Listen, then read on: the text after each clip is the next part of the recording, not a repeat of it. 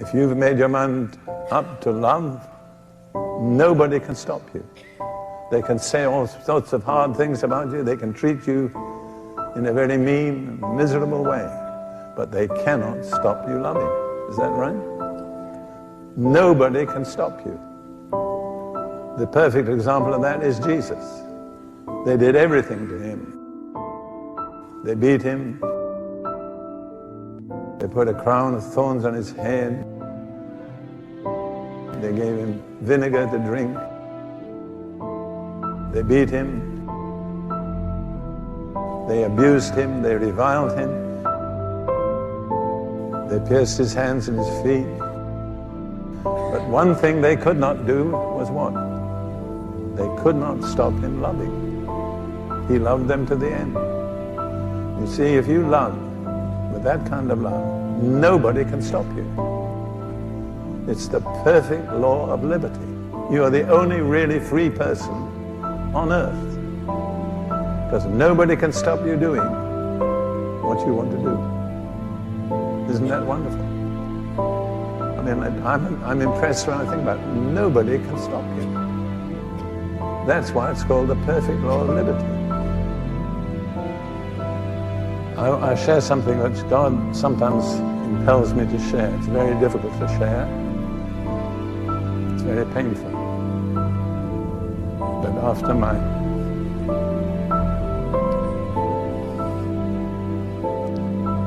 after God called my wife Ruth home to himself, I went through a time of deep grief. But I learned how much people loved me. It was a revelation. I got letters from many different parts of the world, people from different races, different denominational backgrounds, comforting me, assuring me of their love and their prayers. I never knew there was so much love in the world till that happened. I didn't know that so many people loved me. I'm sure I'm not an easy person, but after all, persevere, and you can achieve it.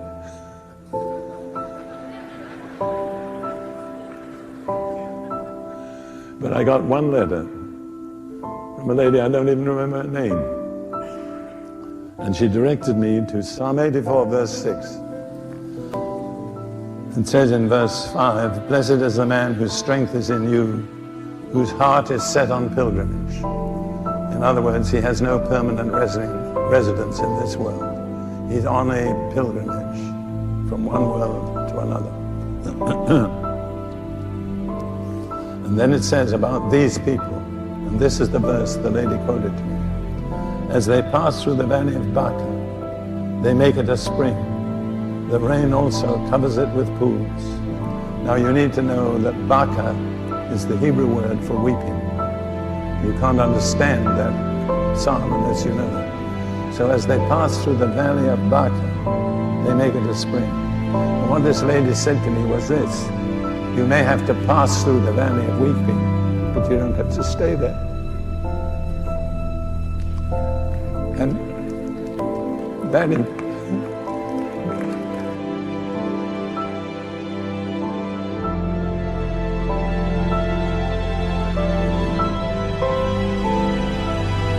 impacted me so deeply that I couldn't read any further for 1 hour. I just sat and gazed at it. And God did something. It says, as they pass through the valley of Baca, they make it a spring or a fountain. And at that moment, God opened a fountain inside me. Something I mean, I've been a Christian nearly 60 years, speaking in tongues and doing all those things. But there's something completely new happened in me. A spring, a fountain was opened inside me. And it was a fountain of compassion. And it was unlike anything I've ever experienced before. I've known the love of God. I've loved many people. I've certainly loved my wives and my family. But this was something not from Derek Prince. It has another source. was a spring, it was a fountain, and it was compassion. And I had never experienced anything exactly like it before. I just began to understand what it means when it says Jesus was moved with compassion. And I realized God was sharing his compassion with me. Love is not a choice, it's a commandment. Jesus said, I'm not giving you a recommendation, I'm not making a suggestion, I'm giving you a commandment. Love one another. How are we to love one another? The same way that Jesus loved us. That is an unselfish, self-giving, seeking first the good of others. Jesus said, if you will have that kind of love, the whole world will sit up and take notice, because they don't see it. They don't see it anywhere. What they see is selfishness, self-seeking, grabbing. You can revolutionize a whole situation by demonstrating the love of God. But bear in mind, it's not an option, it's not a recommendation, it's not a suggestion, it is a commandment. And so if we don't do it, what are we? One simple word, we're disobedient. So we have two options. We can either love one another the way Jesus loved us and be obedient, or we can fail to love one another and be disobedient. But remember, this is not a suggestion. It's not a recommendation. Jesus said very clearly and precisely, it is a commandment. But God has given me a supernatural concern for orphans, widows, the poor, and the oppressed. I mean, by the grace and mercy of God, I'm the head of a family of 12 adopted children. So it's not that I've never done anything for them, but I have seen with a new intensity. I don't want to preach Sunday night's message tonight, this morning, but I've seen that's what God is looking for. We can talk as much as we like about faith and righteousness, but if we do nothing for the people who really need us, we're just using empty words. And there's no shortage of people who need us. That's one thing we cannot complain about. They're not far from any of you. There are people who desperately need to be loved. They're lonely. They're not cared for. They have no answers. They're desperate. And you don't have to walk far from where you live to find people like that. I'll talk to you. If God wills and we live, I'll talk to you on Sunday night about that. But I've come to see that this is the, what would I say? It's the purpose of God. It's what God is waiting for. I was preaching, even before I had this experience, I was preaching in the state of Virginia to a group of black brothers. And at the end of the message, a young black man came up to me and he said, Brother Prince, would you pray for me? I said, what do you want? He said, that I may speak to people with the same compassion that you have. I looked at him for a moment. I said, there's a price to pay. Because I knew I was paying the price. He was silent for a few minutes. Then he said, I want it anyhow. And I prayed for him. I don't doubt that God's hand is on that young man's life. I want it anyhow, no matter what it costs. Do you feel that way this morning?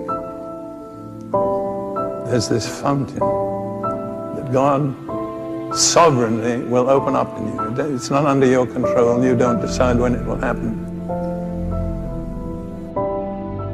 You see, there are some things that don't come without suffering. I've always been amazed at Paul's prayer in Philippians chapter 3, that I may know him, Jesus.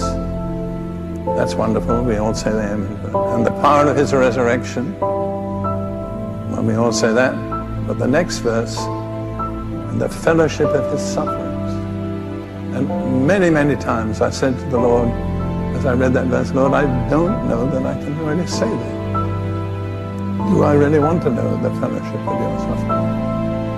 I'm an honest person. I think that's perhaps one of the basic benefits of God's dealing with me. I am honest to myself. I'm honest to others. I said, Lord, many times I'm really not sure I can say that I want to know the fellowship of your sufferings. And the Lord is very patient with me. He didn't pressure me. But you see, I've come to see that some things only come by suffering. Suffering does something that nothing else will do. It prepares the soil for that fountain. Then you see, I realize that things come that way that cannot come any other way. I've said for many years, God is a self-revealing God. He loves to reveal himself. He loves to share himself. But I've realized lately, through what I've been through, that God has a deeper desire than that. He wants us to share what he goes through, to share his experiences with you. And when you go through the valley, you're sharing something very precious, very wonderful. You'll come closer to the Lord than you've ever been. That's what God wants. He's not interested in us suffering, but he's interested in sharing his sufferings with us. I'm not talking about the sufferings of Jesus on the cross. Those were unique. Only he could do that. But I'm talking about the sufferings of Jesus for the church. Don't you think that Jesus is grieved sometimes by the way the church acts and behaves? We can be critical, we can accuse, we can point, and believe me, nobody can do that more effectively than I can. But that's not what God is waiting for. He's waiting, will you share my deep concern for my bride, for the one I love so much? Can I share some of my sufferings with you? That's really when you're getting into deep water at that point. I have never been a superficial person. I'm tired of superficiality. I'm tired of empty religion. I'm tired of empty confessions, which are made to get something out of God that they're never expected to fulfill.